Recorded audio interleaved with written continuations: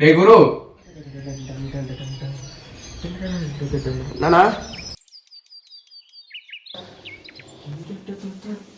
TV கேடா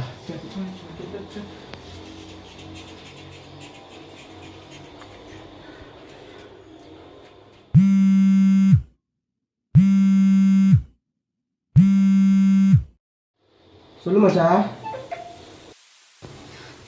10 நிமிஷம் வந்துடுறேன். ஆமாம் மச்சான், பேச்சுலர் ஹவுஸ் உங்களுக்கு தெரியும், ஹவுஸில் வர கத்துறான். ஆமாம், ப்ளூ கலர் ட்ரெஸ் தான் போடுறேன், நல்லா தான் இருக்குது. அவளுக்கு உடம்பு சரியாச்சு மச்சான். ஆமாம், ஷார்ட் ஃபிலிம்லாம் கமலஹாசன் போடுதான், என்ன பண்ணுறது, அவர் தான் நடிக்கிறாரு. சரி மச்சான், நான் வைக்கிறேன். சரி. தம்பி, தேவையில்லாம வேலை பார்த்துட்டு இருக்க. இது பேச்சுலர் ரூம்னா பேச்சுலர் ரூம் மாதிரி இருக்கணும். என்ன வேலை பார்த்துட்டு இருக்க? என்ன பண்ணுவாங்க பாரு, என்ன பண்ணி வச்சிருக்க.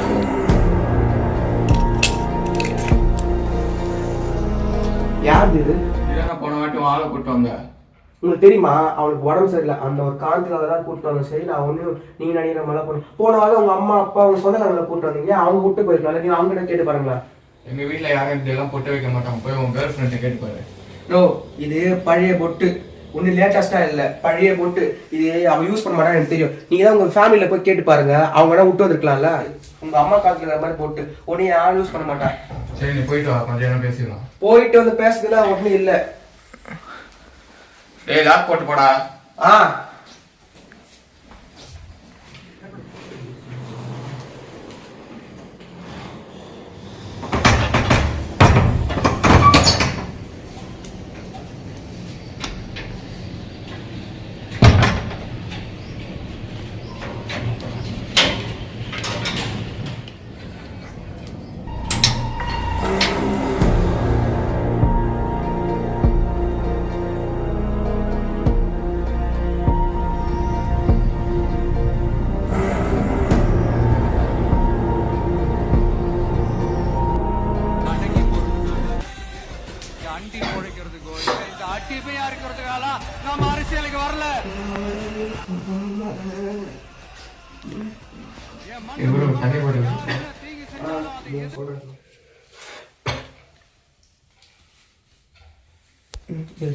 தண்ணி போட்டு ஒரு லிட்டர் தான். என்னடா இது? என்ன 1 லிட்டர் தான். சரி, தண்ணி பாட்டில் சொல்லிட்டேண்ணா. டேய், என்னடா இது? யாருண்ணா இது? உண்டுதான், உன் சட்டையில இருந்தா கீழே வந்துச்சு. சும்மா சொல்லாத. நானும் இல்ல, உங்க சட்டை பையில இருந்தா வந்துச்சு. அன்னைக்கு பொட்டு, இன்னைக்கு என்ன ஆரம்பா? என்ன நினைச்சுங்க நீ? டேய், உனக்கு சேர்த்து நான் தான் காசு கட்டுறேன். நோ, உன்ன காசு தேவை, நான் தர ஓடுனா. கால் பண்ணா வேற மாதிரி போகண்டா. இது அவன் தான் கால் பண்றான், வீட்டு நான் பேசி வச்சிரு. அண்டி பொழைக்கிறதுக்கோ இல்ல இந்த அண்டி போய் இருக்கிறதுக்கால நம்ம அரசியலுக்கு வரல. ஹலோ அஸ்வின் மச்சான், என்கிட்ட தான் மறிக்கலையா மச்சான்? இல்லைடா, என்னாச்சு? இல்லை மச்சான், நான் போய் இவங்கிட்ட பேசணும் மச்சான், ஓனர் கிட்ட. அவன் நான் பேசுகிற காது கொண்டு கூட பேச மாட்டான். அப்புறமா எதுக்கு சொர்ணா கவிரை போய் பேசுனேன். அந்த அக்கா தான் சொன்னாங்க எல்லாமே அஸ்வினுக்கு தெரியும். என்ன மச்சான்? அந்த உன்கிட்ட நான் முன்னாடியே சொல்லியிருக்கணும். அந்த ரூமில் இருக்காத மச்சான், கிளம்பிடு. அந்த ரூமில் ஏதோ தப்பாக இருக்குடா. புரியல. இல்லைடா, உனக்கு முன்னாடி நான் அந்த ரூமில் இருந்தேன்ல, நானும் இது மாதிரி ஒரு சில விஷயம் எக்ஸ்பீரியன்ஸ் பண்ணியிருக்கேன். டேய், விளையாடாத மச்சான். அந்த ரூமில் 5 வருஷத்துக்கு முன்னாடி ஒரு ஃபேமிலி இருந்தாங்க. வீட்டை விட்டு ஓடி வந்து கல்யாணம் பண்ண கப்புள்ஸ் வேறு ரிலீஜன் நினைக்கிறேன். அவங்க பேர் கூட ஏதோ அரவிந்த் அண்ட் அஃப்ரீனா பானுன்னு சொன்னாங்க. கல்யாணம் ஆகி ரொம்ப சந்தோஷமாக தாண்டா இருந்தாங்களாம். 1 இயர் கழித்து அவங்களுக்கு ஒரு பொன் குழந்தை பிறந்துச்சு.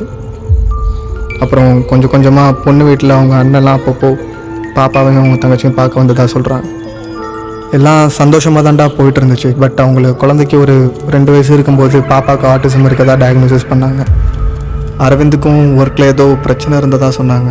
கொஞ்சம் கொஞ்சமாக அவங்க சந்தோஷம் இல்லையா ஸ்டார்ட் ஆச்சு.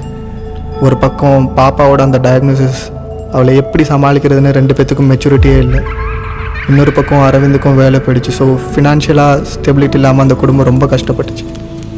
அப்புறம் ஒரு நாள் அரவிந்தோட ஃபேமிலியிலேருந்து யாரோ அவனுக்கு ஹெல்ப் பண்ணதாக சொன்னாங்க. பட் அவன் திடீர்னு குடிக்க ஆரம்பிச்சிட்டான். அஃப்ரினா அவள் குழந்தையும் அரவிந்தையும் சமாளிக்க ரொம்ப கஷ்டப்பட்டான். இப்படியே பிரச்சனையாகவே அவங்க லைஃப் போயிட்டு இருந்துச்சு. அப்புறம் ஒரு நாள் அஃப்ரினா கன்சீவாக இருக்கதாக சொன்னான். ஆனால் அரவிந்துக்கு இன்னொரு குழந்தை பெற்றுக்கிறதுல விருப்பமே இல்லை. அவன் வேலைக்கு போகிறதையும் நிறுத்திட்டான். அஃப்ரினாவை அபார்ட் பண்ண சொல்லி வற்புறுத்திட்டே இருந்திருக்கான். பட் அஃப்ரினா தன்னோட முதல் குழந்தைய பார்த்துக்காவது 2வது குழந்தை வேணும்னு கலைக்க முடியாதுன்னு சொல்லிட்டான். அப்புறம் வீட்டுக்கு பக்கத்தில் இருக்க கொஞ்சம் பேரை கூப்பிட்டு அஃப்ரினா சொந்தக்காரங்க வளகாப்பு நடத்தினதாக சொல்கிறாங்க.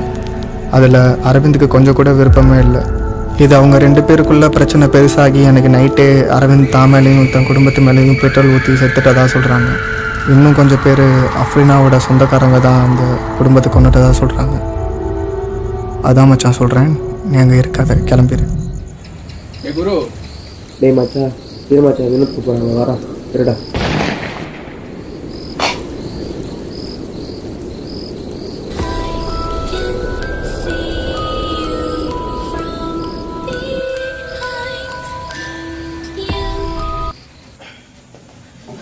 சொல்லா. ஏய் என்னடா இது? அன்னைக்கு பொட்டு, நேற்று ஹேர் பேண்டு, இன்னைக்கு வந்து கிளிப்பு. என்ன நினச்சிருக்க? சத்தியமா இது எந்த இல்லைன்னா நம்ம எல்லாம் வெளில போய் நடந்துட்டோம். அது ரூம் எது இருக்கிறனா போயிடலாம் வரணும். ஏய் ஒருத்த கேவலமா பண்றடா நீ. ஏய் இந்த பிரச்சனை இதோட முடிச்சிரு. அப்புறம் ஹவுஸ் ஓனர் கிட்ட போற மாதிரி வச்சுக்காத. நீ வேணா அஸ்வினி கிட்ட வேணா கேட் பண்ணா கால் பண்ணிட்டு போனா அவள. ஏய் சும்மா ஏன்டா அவங்க கால் பண்ணிட்டு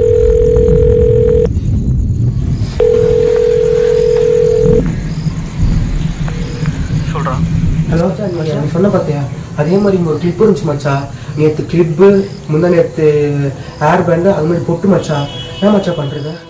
அதான் மச்சான் சொல்கிறேன், நீ அங்கே இருக்காத, தயவு செஞ்சு கிளம்பிடு.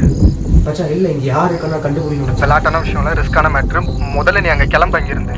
நீ சொன்ன பற்றி ஒரு எக்ஸ்பீரியன்ஸ், அந்த எக்ஸ்பீரியன்ஸ் சொல்ல நான் கண்டுபிடிக்கிறேன், பண்ணி பார்க்குறேன். இதுக்கு மேலே வேறு என்னடா ப்ரூஃப் வேணும் உனக்கு? சொன்னா கேளு மச்சான். மச்சா நீ சொன்ன மாதிரி இங்கே இருந்தால் அடுத்த நாளைக்கு கிளம்பிடுறேன் மச்சா. நான் என்ன சொன்னாலும் கேட்க போகிறதில்ல.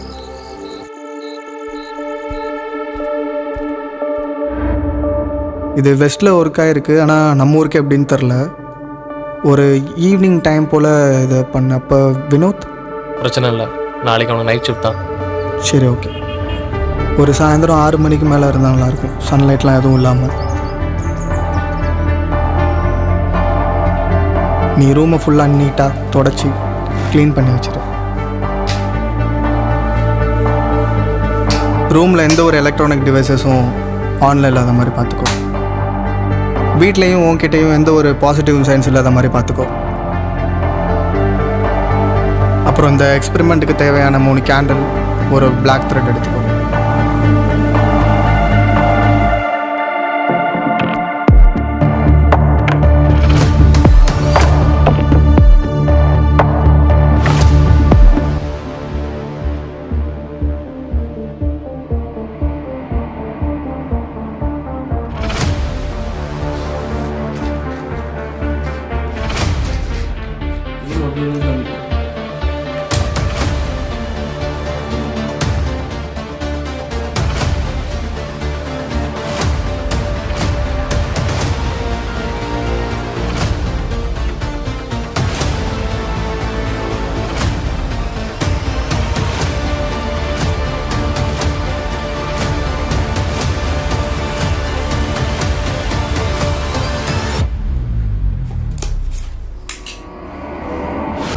இப்போ அந்த வீட்டில் சந்தேகப்படுற மாதிரி கிடைச்ச பொருள்லாம் எடுத்து அந்த கேண்டில் நடுவில் வச்சிரு.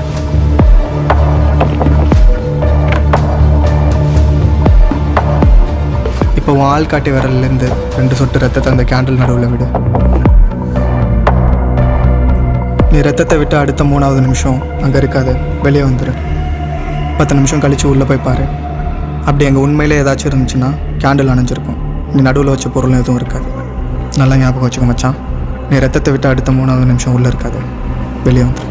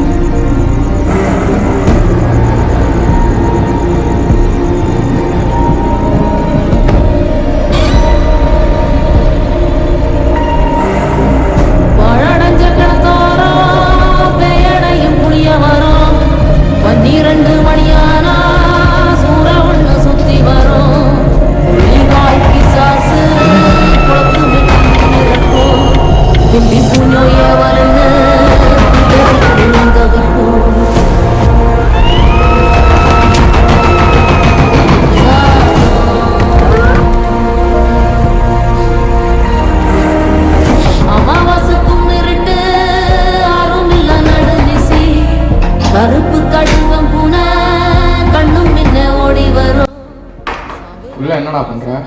நோ, ஏன்னா நீ இவ்வளோ கேவலமாக பண்ணுற? சாரிடா ப்ரோ, என் அக்கா பையனை இங்கே தங்கணும்னு சொல்கிறான், அதனால தான் நான் பண்ணுவேன். இது முன்னாடியே சொன்ன நானே வீட்டை காலி பண்ணி போயிருப்பேனா? சரி பரவாயில்ல ப்ரோ, உனக்கும் சேர்த்து நானே கட்டிடுறேன். நோ, எனக்கு காசு முக்கியம் இல்லை. எதுக்கு நீ இவ்வளோ பண்ண? இப்படி ஹவுஸ் ஓனர்கிட்ட நான் பேசிக்கிறேன். நோ, நீ அவசரம் பேசாம போய் எனக்கு தேவையில்லை. எதுக்கு நீ இவ்வளோ க்ளீன் பண்ண? நீ சொல்லி தான் நானே போயிருப்பேன். எதுக்கு இப்படி பண்ணுற நீ? நான் எவ்வளோ பயந்த தெரியுமா? டேய், நான் அந்த கிளிப்பு பேண்ட் மட்டும் தான் நான் பண்ணேன். பொட்டி எப்படி வந்துச்சுன்னு எனக்கே தெரியல. அப்போ போட்டு நானே யாரும் கூப்பிட்டா? ஏய் சத்தியமா தெரியலடா, அந்த பொட்டி எப்படி வந்துச்சுன்னு எனக்கே தெரியல. இந்த பொட்டி வந்தா எனக்கே ஒரு ஐடியா வந்துச்சு. என்னடா சொல்ற?